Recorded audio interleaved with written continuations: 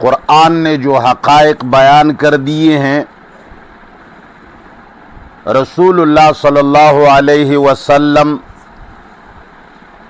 کے اوپر لوگ افترا کر کے، بہتان تراشی کر کے ایسے ہی روایات گڑھ لیتے ہیں جس سے قرآن کے مفہوم کو چھپا دیا جاتا ہے، یا قرآن کریم کے حکم کے خلاف اپنی طبیعت اور من پسند احکام عوام پر لاگو کرنے کی کوشش کرتے ہیں، یا اللہ تعالی کے آسان کردہ احکام کو رسول اللہ صلی اللہ علیہ وسلم پر افترا کر کے ان کو اتنا سخت کر دیا جاتا ہے کہ دنیا اسلام ان قوانین کو نافذ کرنے میں وحشت محسوس کرتے ہیں۔ جس طرح کی پچھلی ایام میں نے زنا کے بارے میں صریح اقوال اللہ تعالیٰ کی صریح آیات پیش کی کہ سورۃ نور میں اللہ تعالیٰ نے زناکار کے لیے واضح طور پر 100 کوڑوں کا فرمان جاری کیا ہے، مگر پچھلے زمانے کے بعض محدثین یا بعض نام نہاد فقہا یا کچھ بھی سمجھے، جن کو امت بڑے بڑے ناموں سے یاد کرتے ہیں، انہوں نے پیغمبر پاک صلی اللہ علیہ وسلم پر افترا کر کے یہ بات گھڑ لی کہ اگر زناکار غیر شادی شدہ ہیں تو اس کے لیے اللہ تعالیٰ نے یہ سورۃ نور کا حکم بیان کیا، لیکن اگر شادی شدہ ہے تو اس کا حکم اللہ نے بیان نہیں کیا۔ تو کیا ہم یہ سمجھیں کہ شادی شدہ اگر زنا کرتا ہے اس کے لیے اللہ نے حکم بیان نہیں کیا؟ کیا ان کے لیے یہ زنا ثواب کا کام سمجھیں؟ نہیں، بلکہ ان لوگوں نے مفسدین کے سزا کو اٹھا کر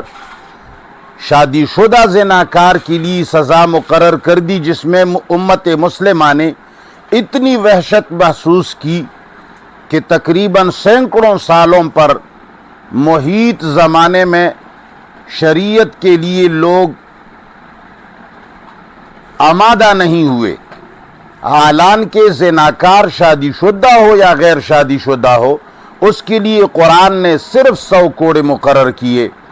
اور جو رجم کی سزا ہے وہ بھی قرآن کی سزا ہے، مگر وہ ان مفسدین کے لیے ہے جو زنا کا کاروبار چلاتے اور چلواتے ہیں، جو لوگوں کے اوپر جن کا کاروبار یہ ہے، جو زمانے میں علاقے میں فساد بپا کرتے ہیں۔ تو اللہ تعالیٰ ایسے حقائق کو چھپانے والوں کے لیے اللہ نے لعنت کی سزا مقرر کی، اور پھر آخر میں اللہ نے فرمایا کہ اگر توبہ کریں اور بیان کرے لوگوں کو کہ میں نے آج تک جو کہا ہے غلط کہا ہے، تو اللہ فرماتے ہیں میں ان کے اوپر رحم کر کے ان کی توبہ بھی قبول کرتا ہوں۔ لیکن آخر میں اللہ فرماتے ہیں ان الذین کفروا، مگر وہ لوگ جو کفر کرتے ہیں، وماتوا، اور مر جاتے ہیں، وہم کفار، ایسی حالت میں کہ وہ اسی کفر کی حالت میں ہیں، یعنی حقائق کو چھپانے کو اللہ تعالیٰ نے کفر کہہ دیا۔ جو قرآن کے حقائق اور آیات اور ہدایات کو چھپانے کی کوشش کرتے ہیں، اللہ فرماتے ہیں یہ لوگ کافر ہیں۔ ان الذین کفروا، اور جو لوگ مر جاتے ہیں، جو لوگ کفر کرتے ہیں، وہ ماتو، اور مر جاتے ہیں، وہم کفار، ایسی حالت میں کہ وہ حالت کفر میں ہیں،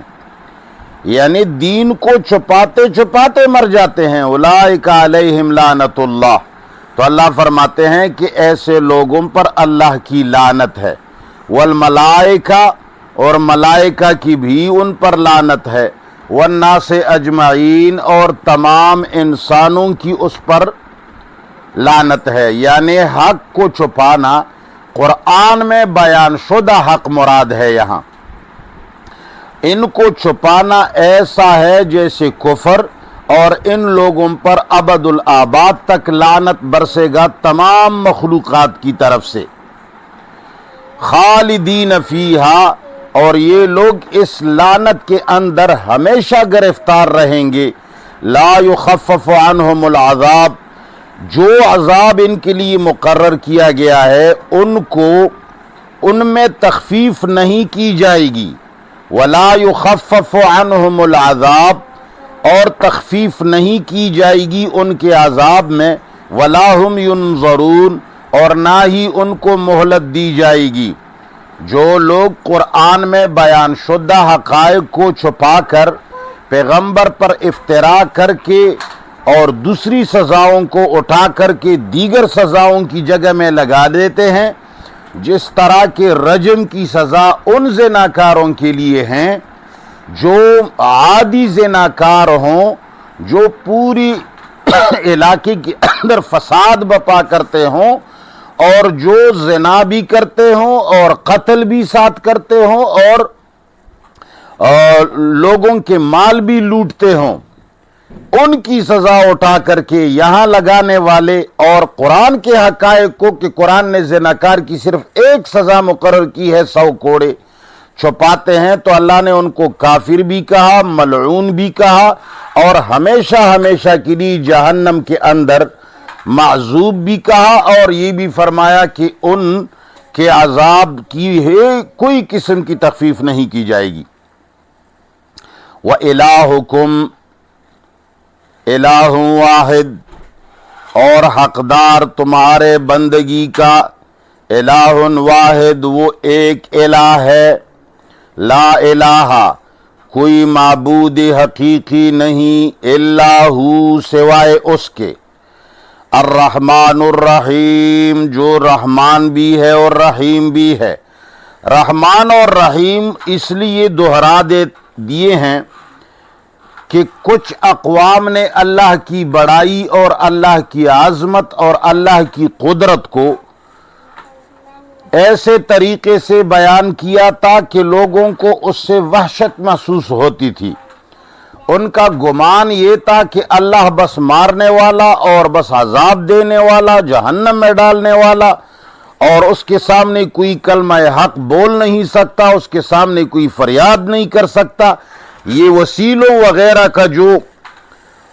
ترتیب لوگوں نے شروع کیا ہے وہ اصل میں اس تصور کی بنیاد پہ شروع ہوا تھا